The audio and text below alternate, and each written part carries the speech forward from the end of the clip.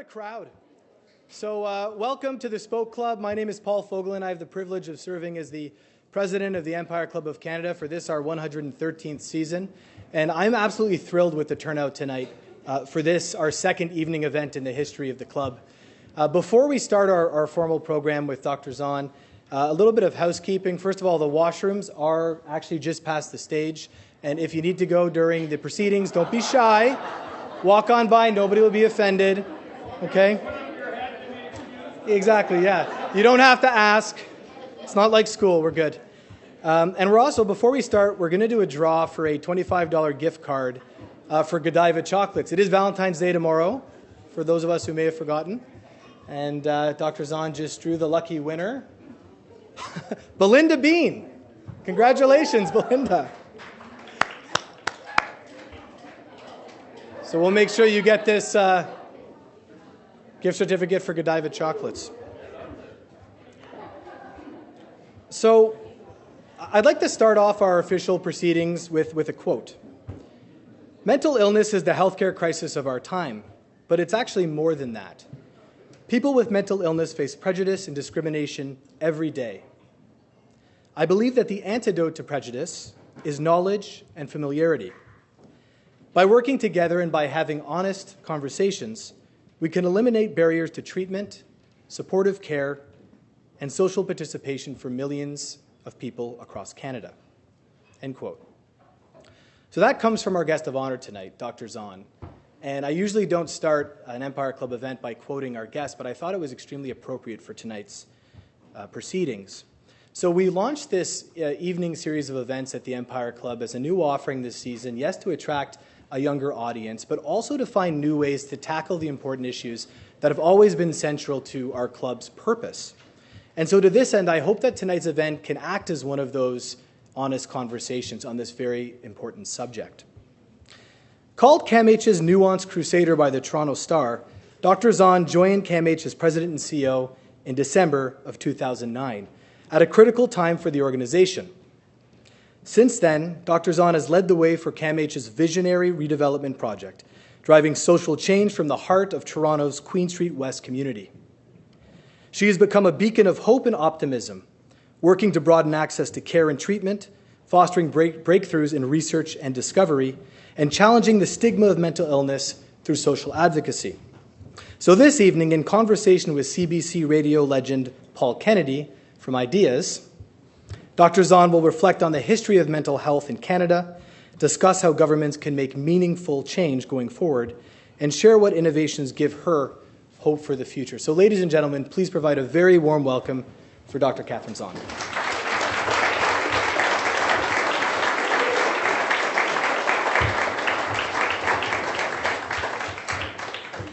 Thanks for that kind introduction, Paul. Good evening, everyone, and welcome. I have three totally unrelated things on my mind, and I'll share them with you to set the stage for this evening. First, you're all here. This absolutely could not have happened 10 years ago. A room packed full of people with the confidence and the interest to attend an event dedicated to mental health. It's deeply gratifying to me. It's a reflection on the work of many in our environment, and I feel a little bit proud to see the room like this tonight. Second, I'm very sensitive to the fact that some of you are standing. I'll try my best to be respectful of your feet and your attention span. And last but not least, Canada 150 is on my mind. Our sesquicentennial is a moment in time, and I'd like to capture that moment for the cause of mental health. How does that look? Well, right now, Canada holds the high ground in a chaotic world. That's both the precious and a precarious spot. And I have to admit that I had an hour or so of anxiety this afternoon waiting for some tweets from the Trump-Trudeau meeting because, after all, it's very, very easy to be nudged off of a pedestal. So rather than falling into the trap of defending our lead, I'm calling on our government and on you to be courageous and to stake claim to advancing social justice in general, but also in a very specific way by claiming 2017 as the year of mental health. And here's why. I have a century-old map of Toronto in my office. The site of where CAMH now stands shows the outline of a large building with a label that actually makes my face burn whenever I read it. And the label says, the Provincial Lunatic Asylum. In the 1970s, the infamous 999 Queen Street address was abandoned, and the neoclassical building pictured on the map in my office that was inspired by the National Gallery in London was destroyed. Predating Confederation, that building, the initial incarnation of CAMH, was conceived, it was built, it was overfilled, it was underfunded, it was debased, and it was ultimately destroyed. The asylum's physical history has a parallel human history that's much harder to discuss. Changing the address, destroying the building certainly didn't erase that past.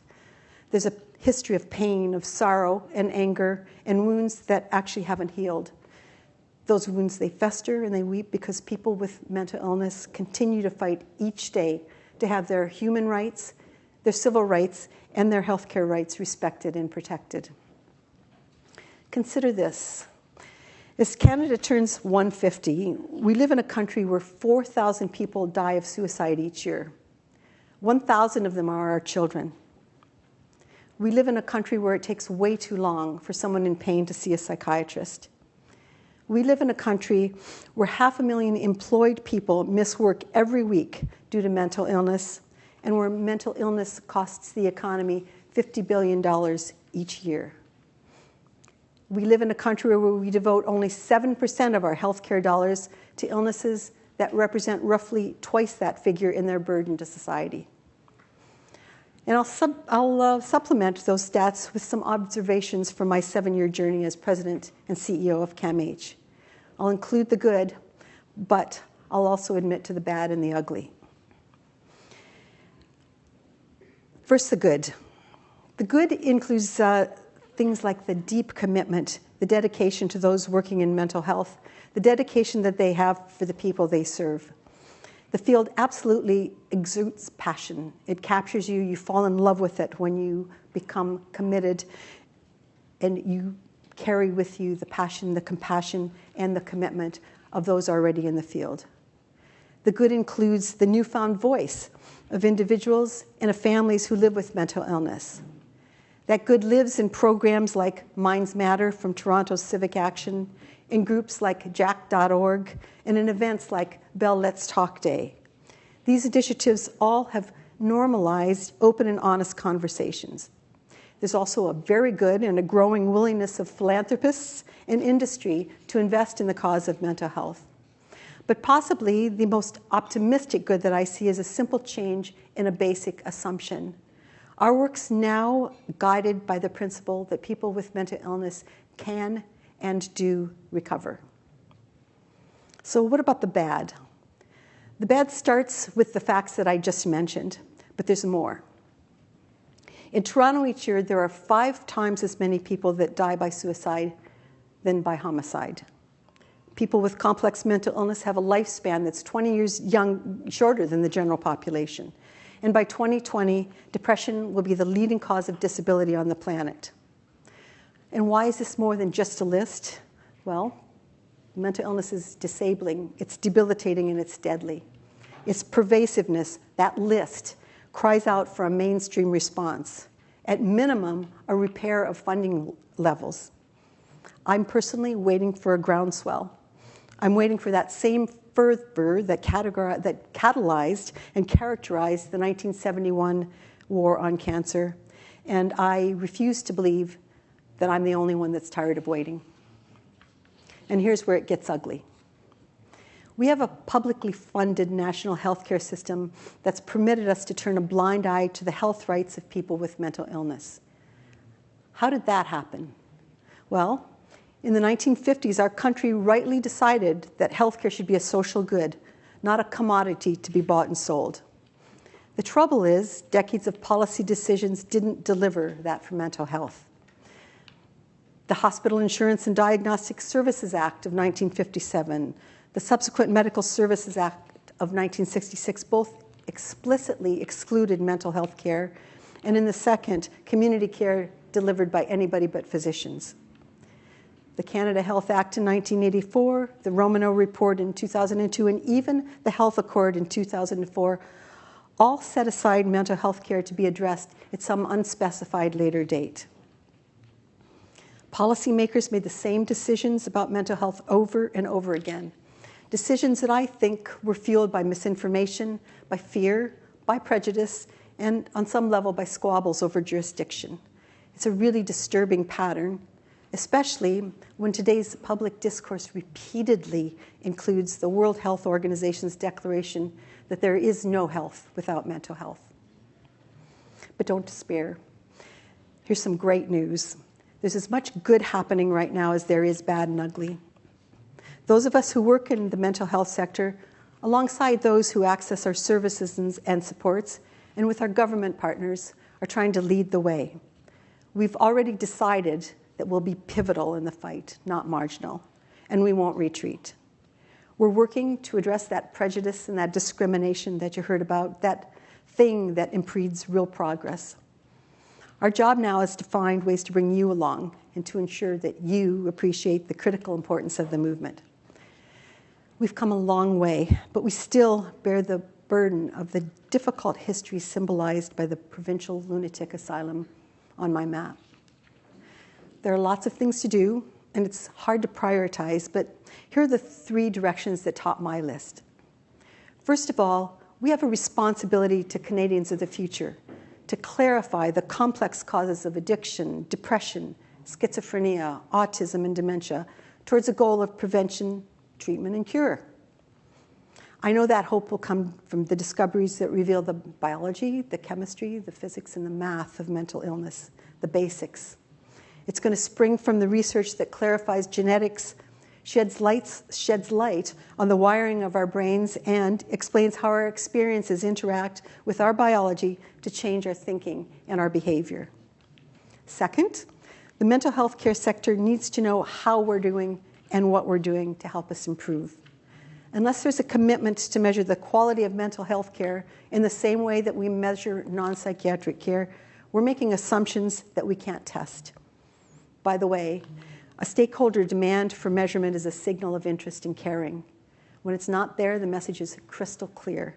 No one really cares. Mental health isn't really a priority. Third, last but not least, we need to close the care gap. Remember, mental health care was carved out of the public insurance sphere because it was complicated, potentially expensive, and stigmatized. Today, there are treatments for mental illness that work with efficacy rates that can match those for other medical conditions. People with mental illness rightly expect funding equity, and they deserve just treatment. So to circle back to my map, changing that address of 999 Queen Street West and destroying a building did not erase the pain. People still weep. They weep for their loss, and we're only starting to uncover the truths held by those who've suffered. This is all part and parcel of what we're trying to do at CAMH, advancing that drive for equity and bringing to life our purpose of achieving justice for people with mental illness. It's a singular moment in time. During Canada 150, there's an opportunity to move a mountain, but I need friends and I need allies. A promise we make at CAMH is that anyone who touches CAMH in whatever way and for whatever reason becomes an advocate for mental health. So please consider yourself touched. Thank you very much.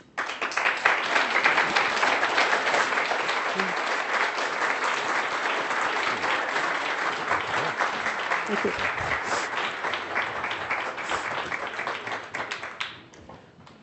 Thank you, Catherine, for what I think was a very challenging speech. I mean, you are here basically to convince not only these people, but the rest of Canada that this is an issue that has been either forgotten or sidelined for a long time, and you want to bring it to public attention. I want to start, I'm very intrigued, in fact, by the image that's in your office of the old building, which was beautiful in its ugliness, sort of. I think they intended when they built it to make it architecturally interesting.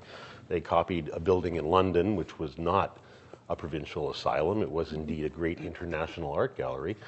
And then it got the stigma that it got. And I'm very intrigued about your challenge now. You said in the talk that in fact mental health was set aside by various plans, government plans to deal with healthcare in general, set aside or left for a later date. Well, in some way, what you've done with that building, or what has been done with that building, has said no more setting it aside. We've opened the doors. We knocked down the walls. We made CAMH, we made mental health something that is now really a part of the community that surrounds it.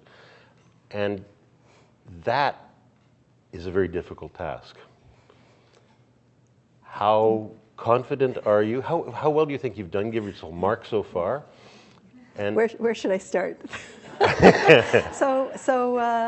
Yes, I mean, historically, asylums in North America and I believe in Europe and other places in the world were typically removed from cities. They're often by the sea or in orchards or in farms. And ostensibly that was to protect individuals who needed asylum in its most beautiful sense.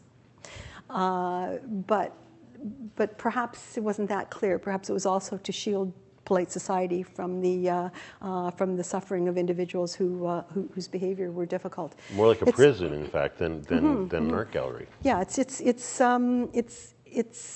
it's a fascinating topic how you get past that, and I think that the language about opening ourselves up, the wall in the front is gone, but 3 parts of the wall remain, and they remind us of the past, and they almost embrace the campus at this point. But the history is fraught, and about a year ago, I was driving and listening to the radio, and I heard a speech from a South African leader who spoke of truth and reconciliation. And it's in a way that I hadn't heard before. And he was talking about the fact that if something bad has happened, you have a few choices what to do about it. Something bad has happened in the past, and you can deny it. You can pretend that it never happened. You can acknowledge it, but say that was the past. Come on, it's time to move forward.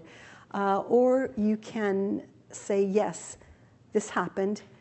Hear from the people that experienced the impact of it and try to co-create a way forward with the people who have experienced the impact.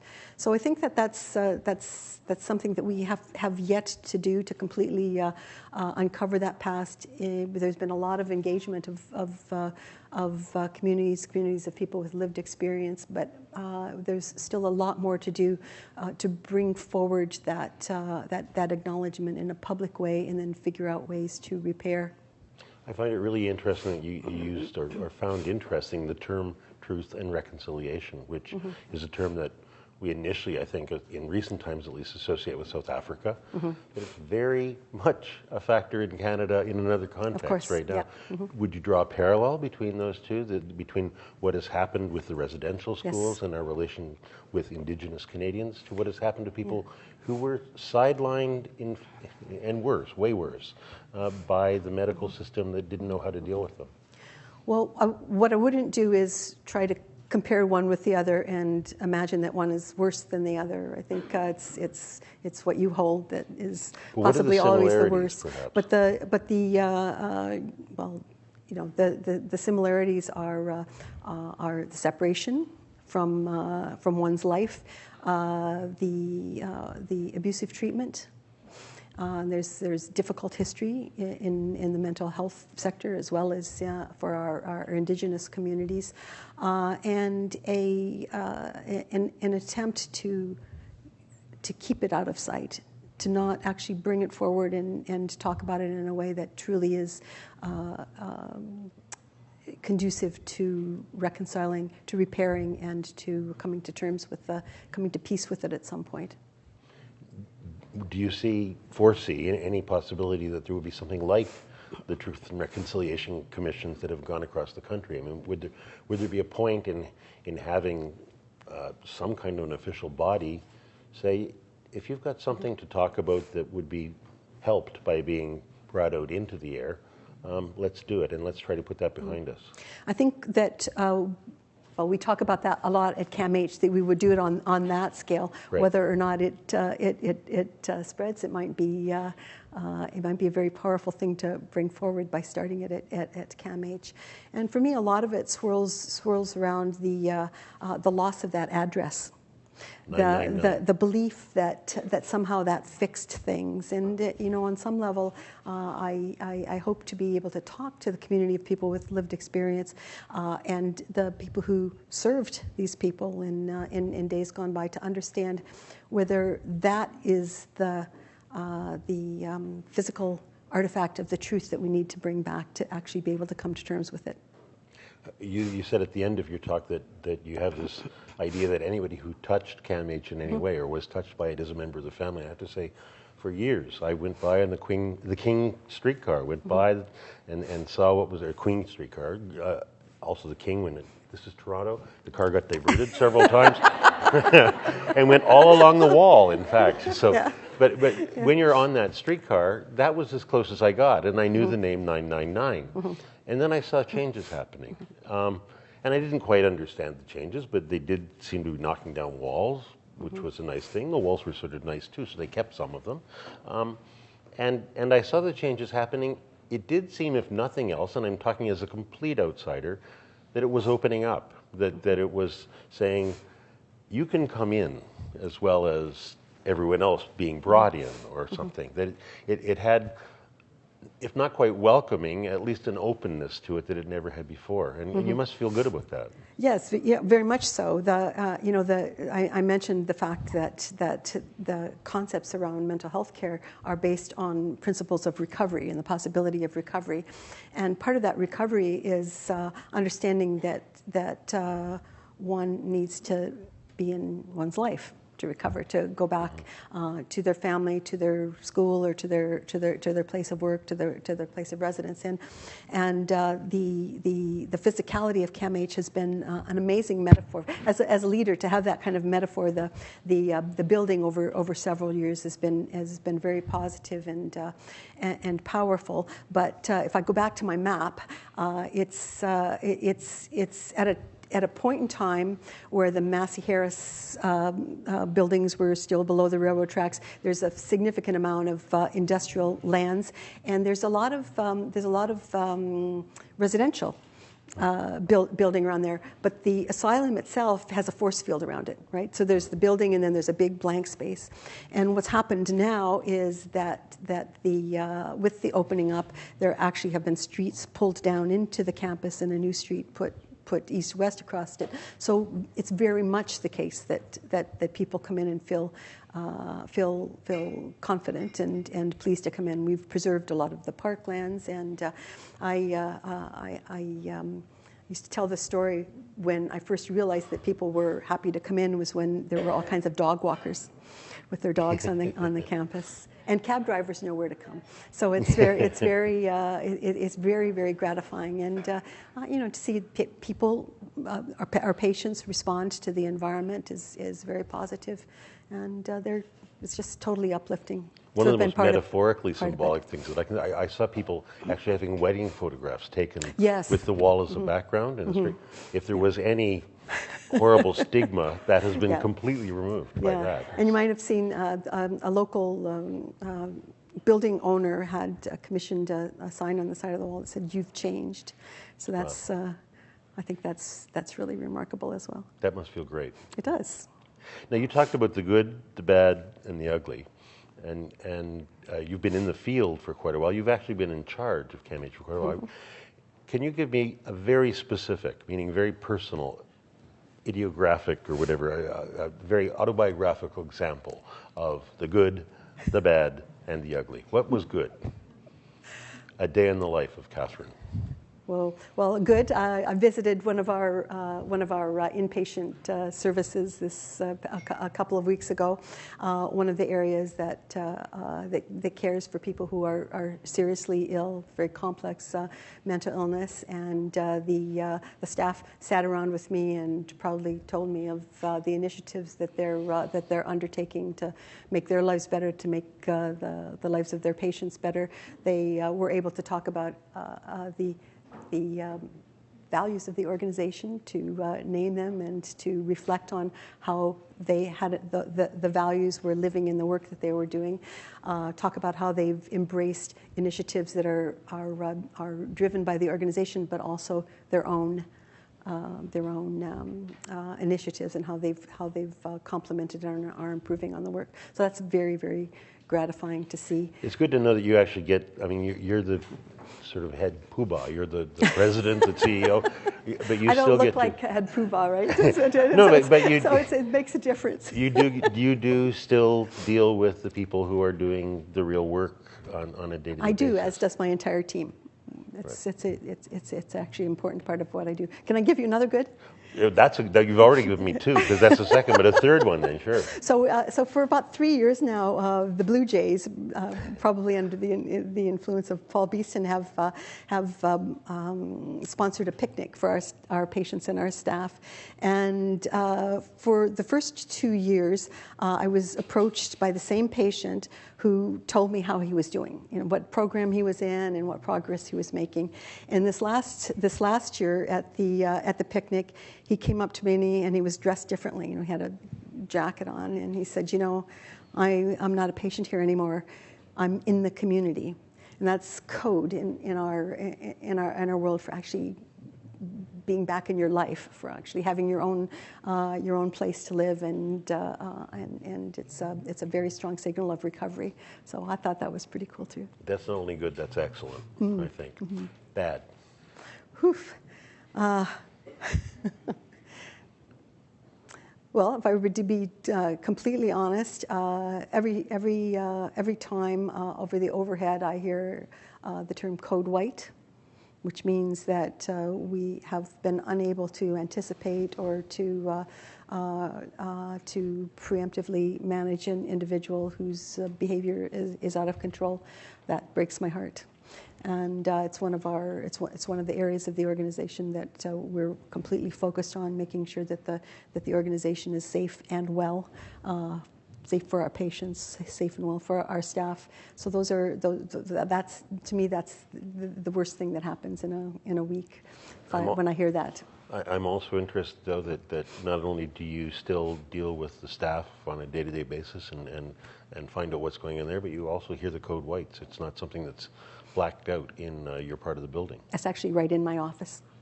So you know when it's happening. Up there. I do. And you respond to it. I do. Well, ugly. Getting worse, yeah, ugly. We should have gone the other way around, but we'll give you another good after this.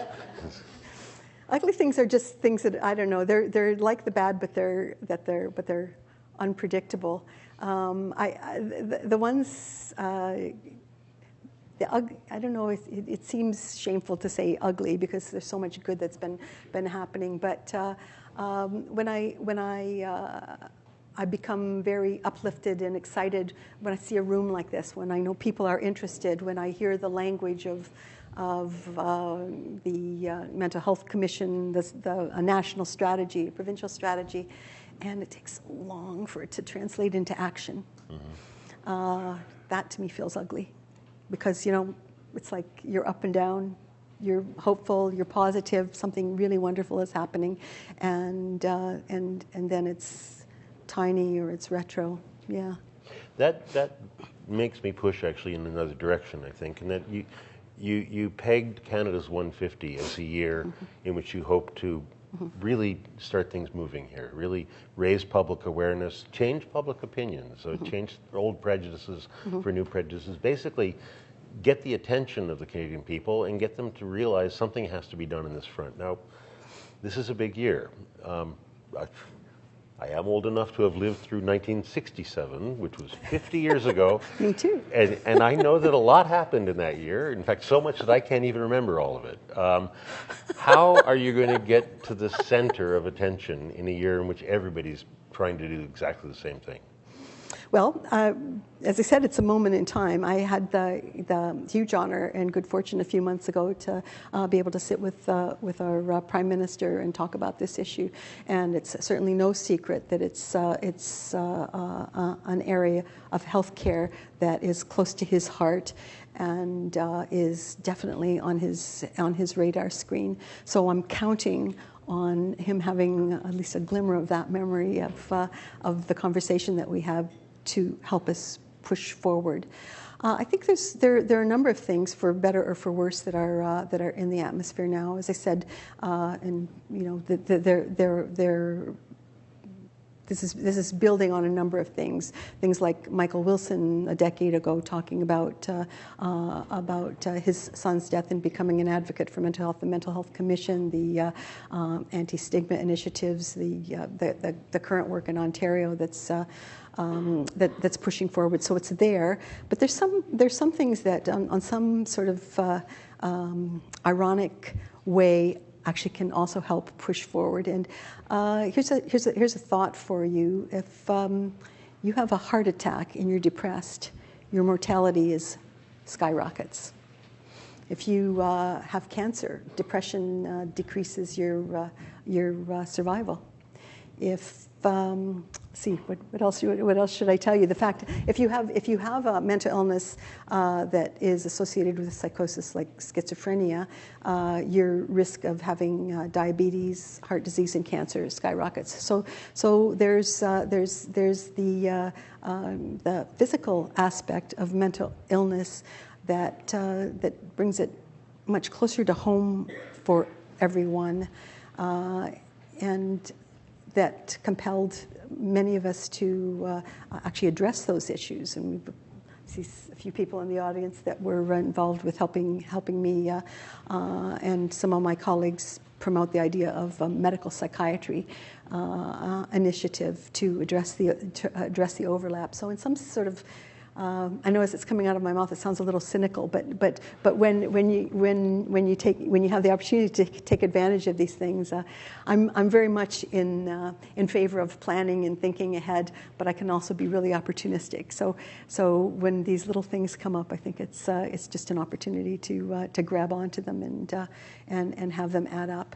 And you know what? As I said, I'm calling on the people in this room as individuals who might talk about the fact that first of all, we have a science gap. We don't understand enough. We need to be pushing for research, including fundamental research, to understand what those basic mechanisms of mental illness are.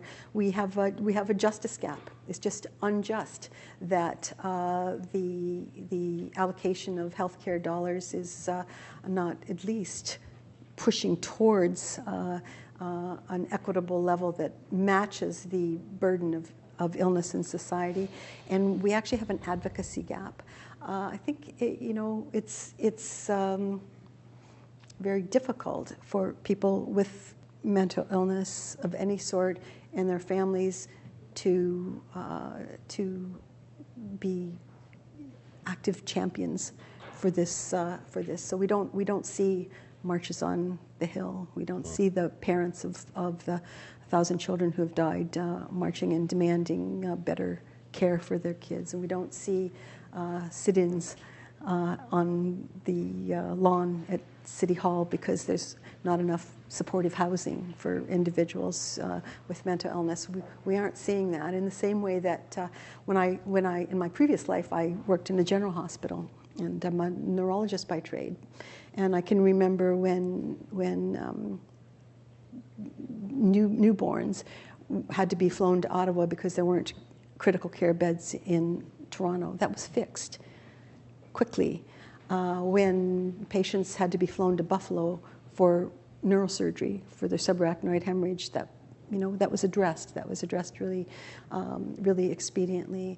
Recently, the issue about bone marrow transplants, long waits. There's a response. There's that just response to things, and those are all right. I think that's positive, and I certainly, as I said before, wouldn't compare the pain and suffering of, or pit one disease against another.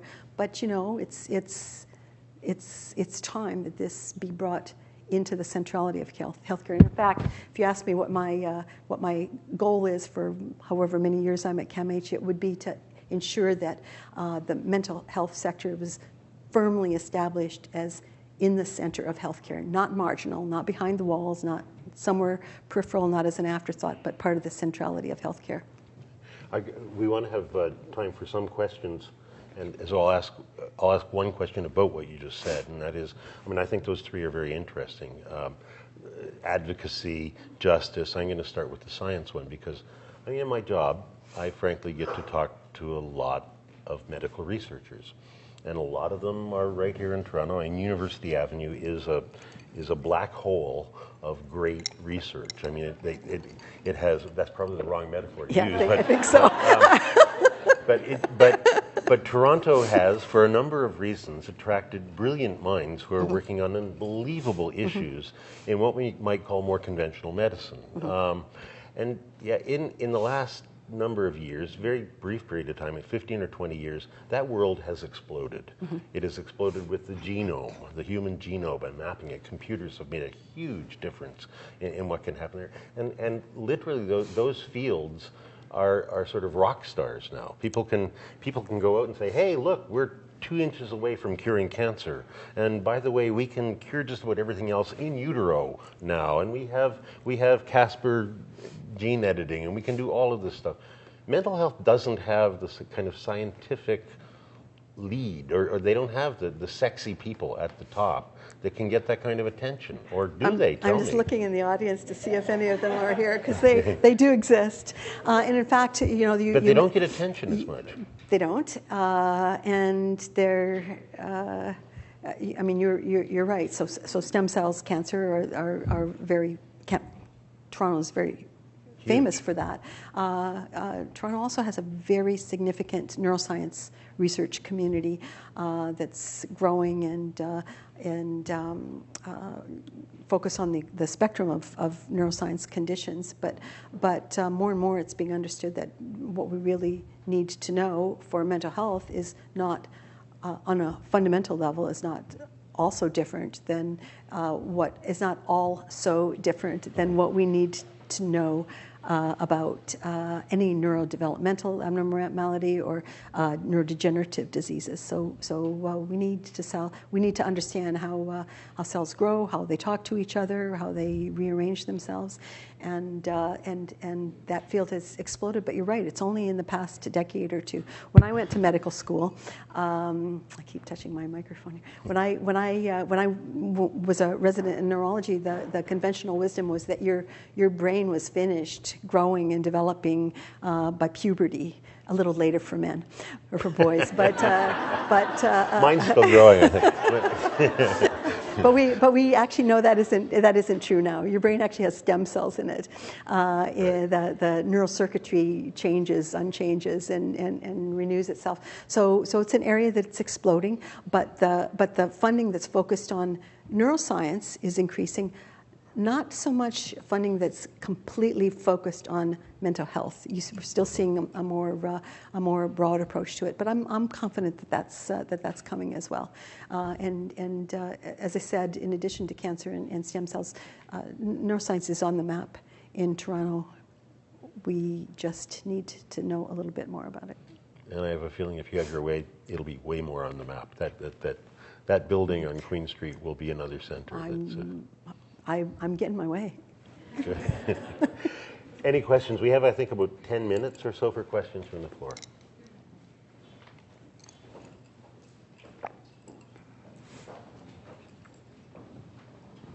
Thanks, Catherine. Yep, I can hear you. Can you hear me? Great talk. I could hear you, now I can't. Can you? I think the microphone's not There it working. is. Right. You can hear me now? Great. There it is. You focused on prevention, treatment, cure. We talked a little bit about where cure's going, but on the treatment, CAMH is doing some tremendous research in terms of the pharmacogenetic study that Dr. James Kennedy is doing. So I'd like to get your opinion on where you think that's going. And from a cure perspective, we hear a lot, not about scientists necessarily, moving towards that direction, but artificial intelligence helping in that regard. So your comment on some of the research that you're doing around treatment and artificial intelligence on cure. So not me personally, but the scientists. So you're referring to the concept that before you're treated with a medication, for example, for depression or another illness, there is the option to understand something about your genes that changes the way you metabolize or your body uses certain medications. And so that's part of, I think, the overall trend in healthcare to at least stratify the care that we're giving to individual people based on their biology. And I think that will explode, as it has in all other areas of healthcare. With respect to the artificial or the machine-based learning, artificial intelligence, I'm not sure that I can give you an informed or articulate answer, but to say that cognitive training, various types of stimulation of the brain, those are all in the offing now, and the information that we're getting is expanding day by day. So I'm definitely optimistic for breakthroughs in treatment, and possibly more importantly, ways that we can actually prevent the onset of mental illness. And a lot of that has to do with the focus in early life. So, short of being able to end poverty and bring peace to the world, we actually have opportunities to support families, to support children early in their school, to identify individuals who are at risk, and to intervene with initiatives that can give them a better chance at a psychologically healthy life. Other questions?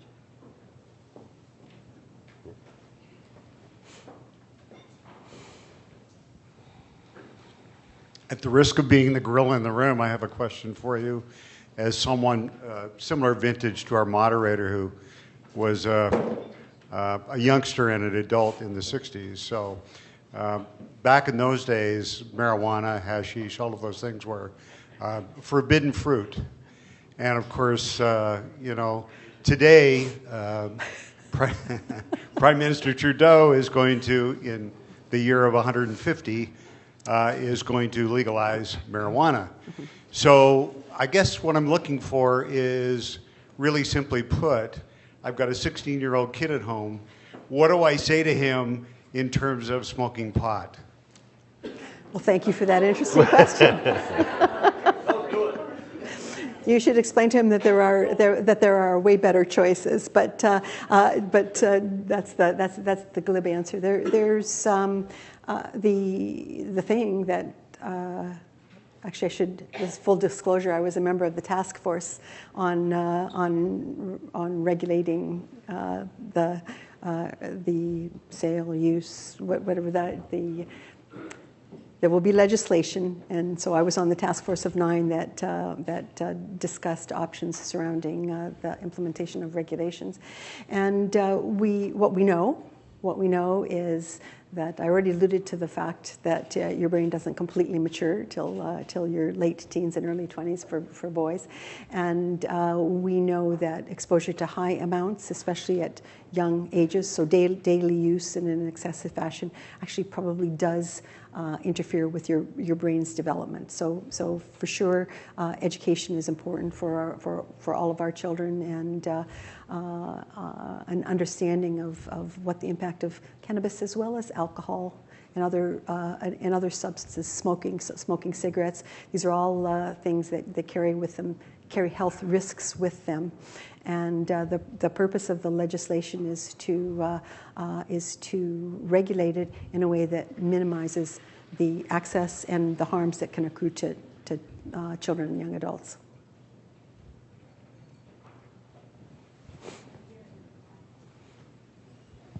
Hi, thank you. I'm wondering if do you see a world in which we'll have mental health checkups like we have physical health checkups, and what does that look like? Oh. The question was, do I imagine a world where there will be mental health checkups? I'm tempted to say yes, and in fact there are guidelines for primary care physicians of questions that should be asked. So the simple answer is yes. The problem is when people are ready and able to talk about the things that you're alluding to, and to actually respond to them. I think it probably already exists. Is it applied in a universal way? I'm not sure. But again, we know in all instances, like non-psychiatric illnesses, or early identification, early intervention it can be a lifesaver, right? It can make the difference in the trajectory of one's life.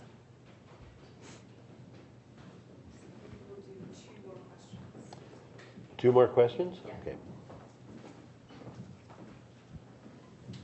You mentioned the Medical Psychiatry Alliance. What's that? What's that about? Would you like to answer?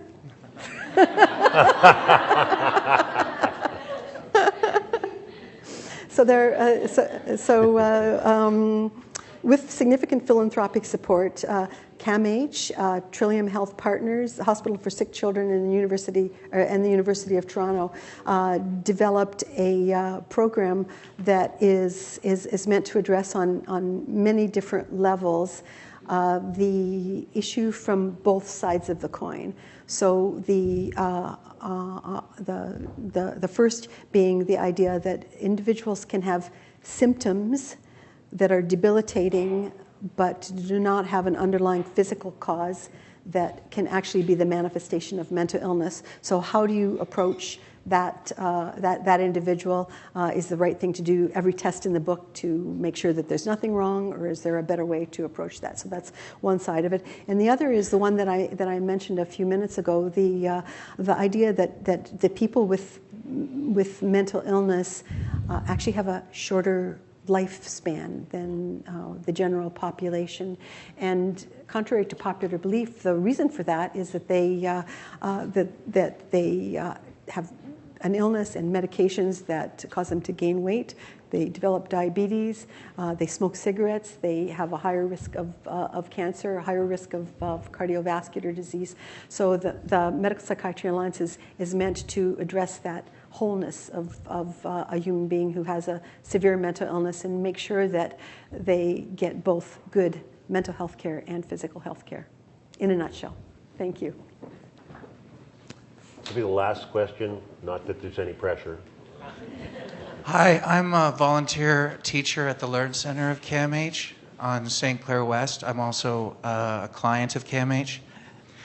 And just recently, I was talking to a medical doctor, and I told him that I was working with people with schizophrenia who are consumers at CAMH and helping them get their GED educations. And this medical doctor said, "You better be careful they don't kill you," as a joke. How am I to respond to those attitudes? So first of all, thank you for the work that you're doing for CAMH, and we heard a lot about our education programs at our board retreat earlier this week. So keep that up. You know what? I'm speechless. I'm not sure what you should say except, really? You know, this is a licensed physician who is presumably highly educated. To in the year 2017 have that kind of response is really disheartening. So you know what? I'm going to have to think about that for a little bit, and maybe we can talk later. Thanks for bringing that up. Thank you. And thank you, Catherine, for the presentation, for this conversation, and actually for your work. It's obviously crucially important work, and those of us in the room who are here are totally in support. Well, thank you for bringing your wonderful voice and presence today. Thank you.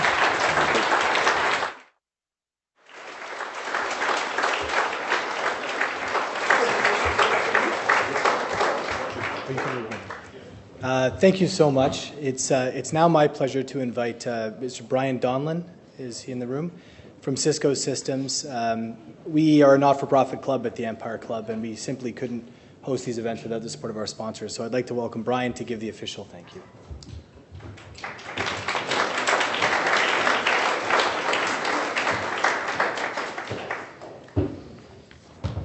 Thank you, Dr. Zahn. I'm going to go off script here for a couple of minutes and demonstrate what we at Cisco call some vulnerable leadership. And Willa, my colleague over here, is looking at me saying, oh, goodness. But the reason why I think it's important to go off script is in listening to you tonight and thinking about all the good. We know the bad and the ugly still exist, but the good that you and your colleagues are doing, it's really important that we share these things. And I'm going to talk about something that's probably, if we all look closely enough, has impacted everybody in the room. About 100 years ago, right about now, a farmer and father of 6 children was killed in a farming accident in a small town called Thurso, Quebec. And as a result, the mother of those 6 children, who was under 30 years old, was left with her world completely torn apart. She was entrusted, she had to raise these 6 children on her own and didn't know what to do. A short time thereafter, that woman died. A woman who was presumably in perfect health died less than 2 years later. And up until 10 years ago, we didn't talk about how she died. We didn't talk about it. So 2 things stand out to me. A, that woman couldn't get the health care required to help her deal with her issues. And up until 10 years ago, we didn't talk about it. That was my great-grandmother. And my mother only told me that story 10 years ago. When I saw my grandmother or my great-aunts and uncles, we didn't talk about it. We have to continue to push the good, and we have to talk about it. Bell Let's Talk Day, an incredible success that we continue to need to push forward. Now, you talk about, Dr. Zahn, you talk about the need for research, and Paul, you talk about the importance of research. You know, at Cisco, one of the most compelling things about working for a company like ours is that through our technology, we're able to bring solutions and productivity to organizations of all kinds. If you lay our technology on top of service delivery, and I know I'm talking technical talk here, but we'll get there, it increases the power of scale and impact. And that is why we are absolutely thrilled to call CAMH a partner. As Canada's leading provider of critically needed mental health services, you are changing lives through the delivery of your best-in-class mental health services and support. You help thousands in this province, and it is our privilege to help you do this work by bringing our core technology and competence to bear. It's exciting to hear how mental health care has evolved in Canada and to be inspired by the potential for breakthrough innovation. CAMH is leading the way with a relentless commitment to harnessing technology to drive breakthroughs, not only in the scale of services, but for treatments, for research, and most importantly, for patient care. CAMH has created an environment for learning, discovery, collaboration, and support, and we applaud you.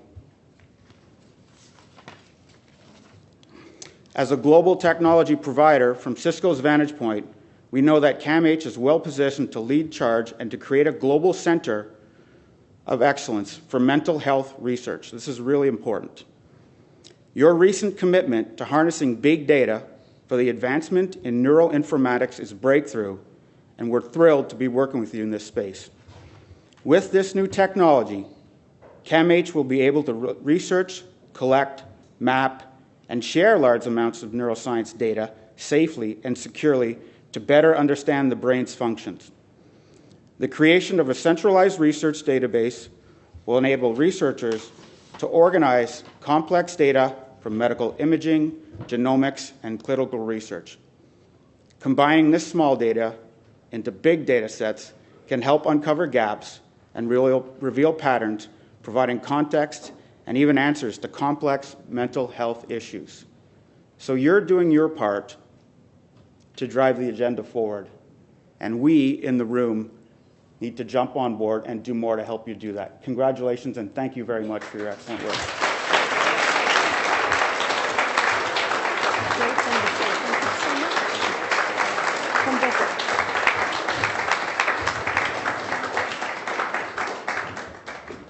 Thank you once again, Brian, Dr. Zahn, Mr. Kennedy, and thank you for everybody's patience, especially those who've been standing.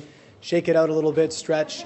We have this space for at least another, I think, 30, 40 minutes, so please enjoy the food, enjoy the drinks responsibly, of course, and continue the conversation. This is just the first event. This is the beginning of the conversation. Continue the conversation out there throughout the entire sesquicentennial and beyond. So thank you so much. Enjoy your evening.